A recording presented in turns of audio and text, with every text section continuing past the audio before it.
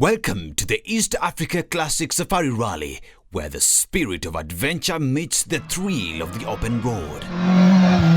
So my name is Tash Tundo and I work for the East African Safari Classic Rally. The East Africa Classic Safari Rally, where time stands still, but the passion for rallying races on. Join us as we witness the magic of this iconic event, where history meets horsepower. The Classic Rally, all the cars have to be made before 1985. So the original Safari Rally that we used to have, that's what we're trying to bring back to Kenya. We're traveling 4,000 kilometers in 9 days. We have 63 entries, 44 from international, and the rest are local. And we start Vipingo Ridge on the 9th with a prologue stage, and we finish in Akunda on the 18th. Dust trails behind as these classics roar through the untamed landscapes, proving that the spirit of the Safari Rally lives on. So the Classic Rally was invented basically to bring back the old Safari Rally that we used to have, and we used to all grow up watching at Easter. It became the Classic Rally in 2003, and from there it runs by every 2 years, basically at the end of the year, and it's the long, hard, tough rally. You have to be, it's endurance, it's tough. This year it's very wet. Yeah, so that's what basically the Classic is.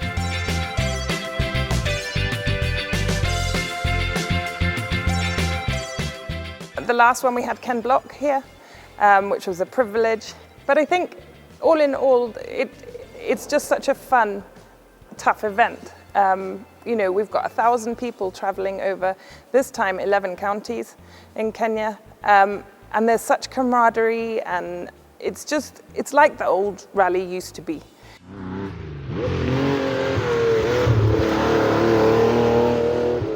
The cheers of the spectators resonate through the air as these vintage warriors tackle the iconic stages that define the East Africa Classic Safari Rally. So the preparations are good. As you can see, we're packing up. The core team and the officials leave on Sunday. And we head down to Vipingo, where all the competitors will come and join us, and then they do all the signing on from the 6th, 7th and 8th. On the 9th, we have the prologue stage, which is exciting. It's like the shakedown in WRC, but that's on Vipingo Ridge. Spectators are welcome through Ticket Sasa. If you look at our social pages, you'll be able to buy tickets to come and have a look. We're also going live on YouTube on that day. Dust trails behind as these classics roar through the untamed landscapes, proving that the spirit of the Safari Rally lives on. The Sunday, the 10th, we move up to Voi, then we move to Amboseli, Naivasha, Nairobi. We've got a rest day on the 13th and 14th of December. That's where we'll be at Carnival, where all the cars will be stopped to have a 6-hour service. And then we had the journey back down south, again to Amboseli, to Voi, and then finally finishing in Akunda on the 18th. So this year we've got a record, a history entry. We've got 63 entrants. 44 are international, and they come from Japan, New Zealand, Europe, all over the world. 27 countries actually are represented in this rally, and the rest are Kenyan. The Kenyans, well, I think they've got a good chance this year because of the rains, and they're used to driving in Kenya in the rains. But again, the internationals, you know, some of them are hot shots. They rally every day, all day of their lives. So we'll see. Hopefully a Kenyan wins it.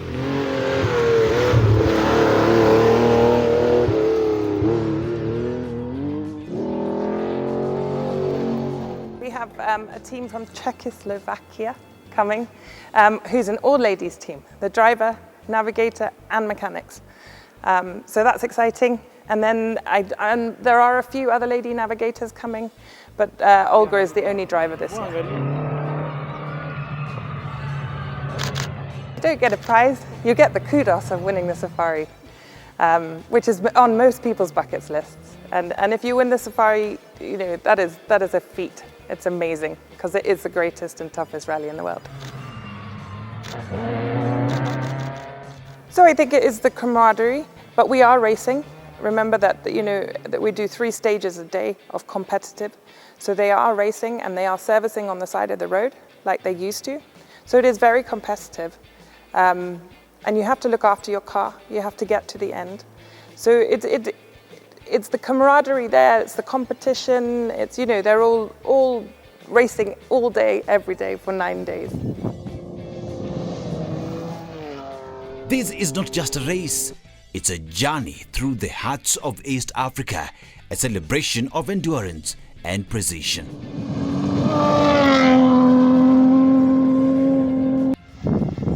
You'll see cars that you don't normally see rallying. They're not the WRC cars, they are the classic cars. You know, the Porsches, the Opels, there's so many different cars coming, the Escorts. There's 64 entries, so you'll get a good day out. The spectator park will be like a rally village, and that's at Vapingo Ridge. And I just think, you know, come and even see the cars on the side of the road, like we did when we were growing up at Easter. We used to just go to the side of the road and you could see them all, and you will see them. From the savannas to the mountains, drivers and navigators embark on a quest, pushing their classic machines to the limits. Hey, good luck. I hope you have some swimsuits because it's going to be very wet. But yeah, good luck, and I hope you're all ready. So the next edition is in 2025, and that's the main classic. But we are having a mini classic in August, which is 3 days, and that will be in the Laikipia region, and that's August 16th, 17th, 18th. That will be the mini rally. And then in 2025 will be our main. We are also running a championship with KMSF this year, which will run monthly with the national rallies, but with classic car category and standard production category. It means that if you have an old car and you have a roll cage in it and it's standard production, you'll be able to enter the rallies. At the end of it, there'll be a huge prize from the EASCR. But that's exciting because our championship will last for 2 years. Yeah. So that gives opportunity for anyone. You don't have to have the money, you just can have a kawaida car on the side of the road, have a roll cage, and that's exciting for us because hopefully we're going to get more youngsters, more females into the sport, which will then lead them onto the classic rally. My dream car, I love Subarus, so I drive Subarus. Yeah, so my dream car is, it will always be a Subaru.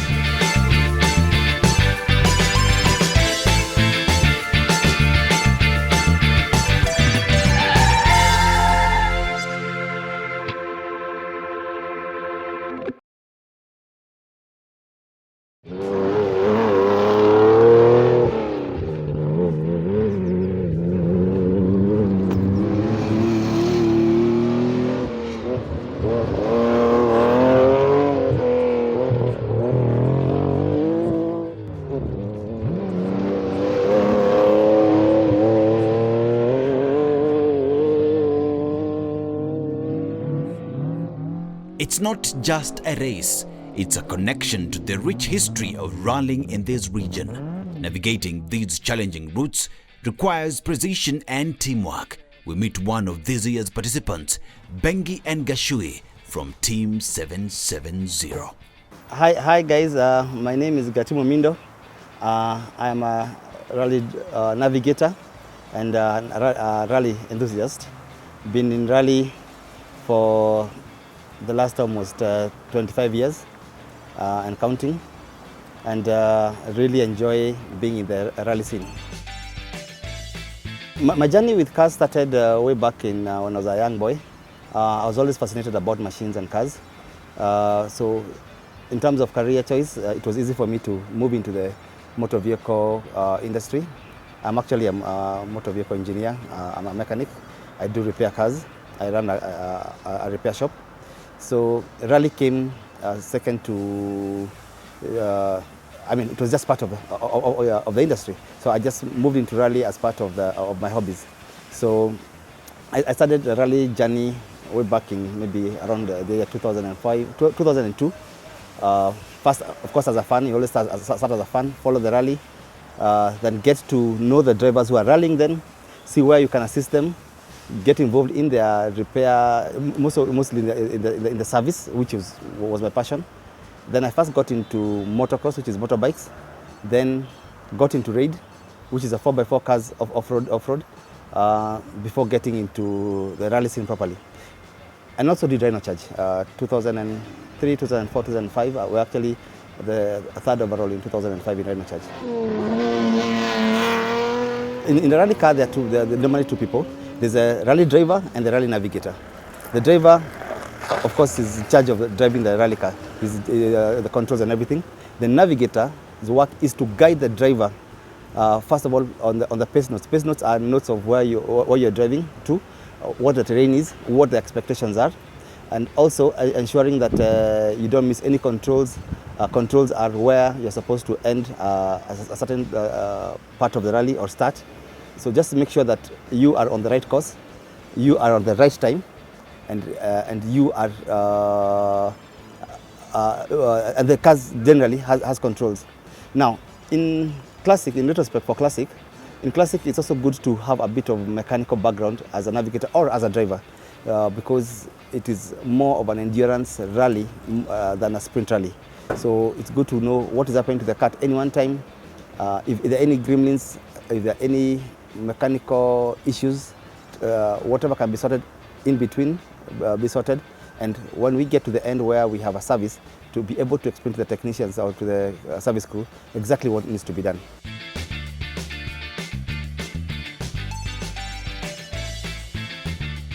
For the East African Classic Rally, our entry point with Eric Bengi was 2 years ago when Minty sponsored us to enter the Mini Classic. And it was one of the best experiences we've ever had, rallying with the legends, because the East African Classic Rally is a rally for the legends. And so we started off with a Mini Classic, then we did the Main Classic. That was in the last Main Classic we actually did with Eric Bengi.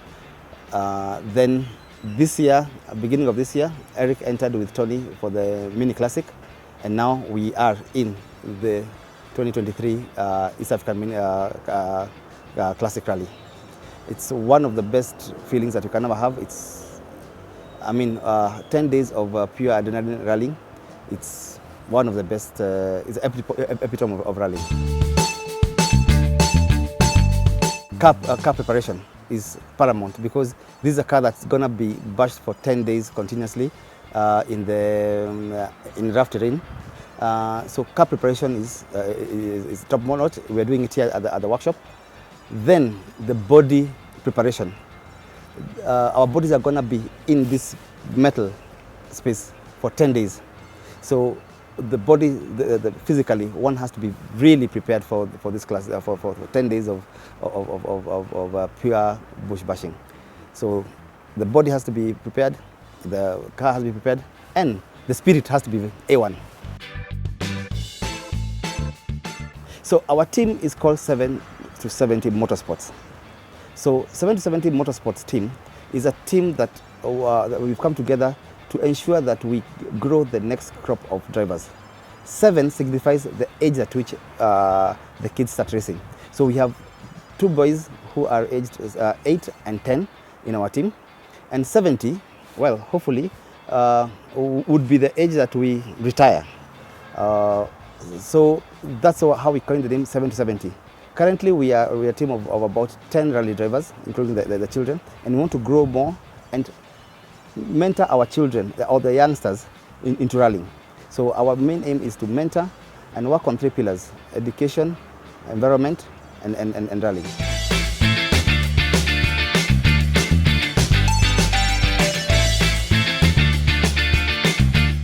So number one, you have to have a good chemistry with the driver. Driver-navigator chemistry is very important in every rally, whether be it a sprint rally, a short rally, or a long rally like the classic. So number one, my driver, Eric Bengi, is my best friend. We've been friends for over 20 years. And so we have a good chemistry, we understand each other, I know how he wants and what's called. He knows my limits, what needs to be done. So we have a very good chemistry in the car. That way we are able to coordinate well and enjoy the rally. You know, rally is full of challenging moments. Let me say, every moment from the start of a rally to the end of a rally is a challenge in its own interesting way. Because, I mean, there's not really one major highlight. Apart from when you go upside down, and the next question is how fast you can get the car back on the wheels and move. And that has happened several times. I think the most challenging part is when that happens and you're not able to continue. But in most cases, you roll, go up, down, down, down, down, down. You're just looking forward to the car being on its wheels and start the car and continue. And that's rally. So one of the main aspects of a rally car is safety. Safety is paramount in every rally car. So that's why you notice every rally car has a roll cage, rally seats, seat harnesses. Very paramount aspect of a rally car. Then number two is suspension. Because remember, this car is going through rough terrain at high speeds. Then now comes what everybody thinks that the horsepower is everything. No, the control is what is important. So the power now comes with control. Once you have the right suspension, have the right safety features, then now you go through your moments of how much power, or according to what class of car you're driving, how much power can you derive out of it. Then control that power. Rally is about power. I mean, it's about control. Power is nothing without control. My family is, I have a family of racing people. My wife is in rally races, and my daughter is also started racing. She has taken part in, she took part in this year's WRC with my wife. That was a mother and daughter team. So yes, we are already mentoring the next generation. First by mentoring my family, and we have Eric Bengis' two sons who are already in autocross. They've taken part in this year's championship and actually won the respective championship in their classes. In rallying, maybe third in Rhino Charge in 2005. I remember one year with my wife we won the National Rally Championship. I don't remember which year it was, must have been 2006 or 2007. And now after that, I've been more on the support side than the actual front line of racing.